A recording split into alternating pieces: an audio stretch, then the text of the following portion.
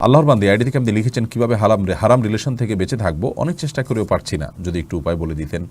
বোন, আল্লাহ রাব্বুল আলামিন এর ভয় যদি আমাদের অন্তরে জাগ্রত থাকে তাহলে কখনো আমরা হারাম কাজ করতে পারবো না। এই জন্য আল্লাহর ভয়কে নিজের অন্তরে জাগ্রত করা উচিত। সেই সাথে আল্লাহর প্রতি ঈমান হবে একজন ঈমানদারের সর্বোচ্চ ভালোবাসা।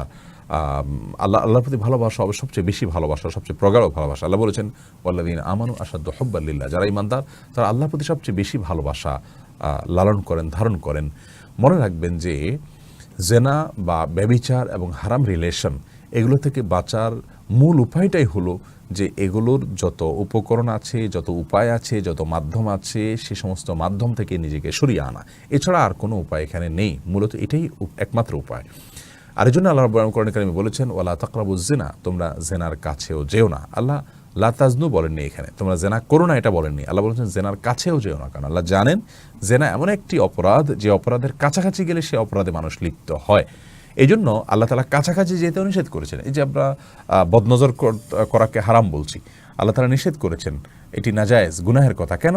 তার কারণ হলো মানুষ যখন অপাত্রে দৃষ্টিপাত করে তখন তার দ্বারা অন্যায় করার কামনা বাসনা তার মধ্যে জাগ্রত হয় এবং অন্যায় হয় তার দ্বারা।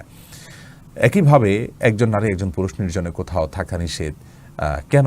কারণ থাকলে সেক্ষেত্রে অন্যায় করতে তাদের মনের মধ্যে বাসনা জাগ্রত হবে এবং অন্যায় দিকে তারা ধাবিত হবে। এভাবে প্রত্যেকটি অপরাধ, বিশেষ করে এ জাতীয় অপরাধ, জেনা সংশ্লিষ্ট অপরাধ, হারাম রিলেশন, এগুলোর মাধ্যম থেকে আগে থেকে নিজেকে দূরে সরিয়ে নিতে হয়।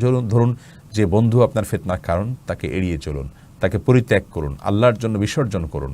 এর মধ্য দিয়ে আপনি বেঁচে থাকতে পারবেন। সেই সাথে আপনি সবসময় সূরা আলাকের 14 নম্বর আয়াতের এই কথাটি মাথায় রাখবেন। আল্লাহ বলছেন আলাম ইয়ালাম বিআন্নাল্লাহা ইয়ারা, সে কি জানে না যে আল্লাহ রাব্বুল আলামিন তাকে দেখছেন?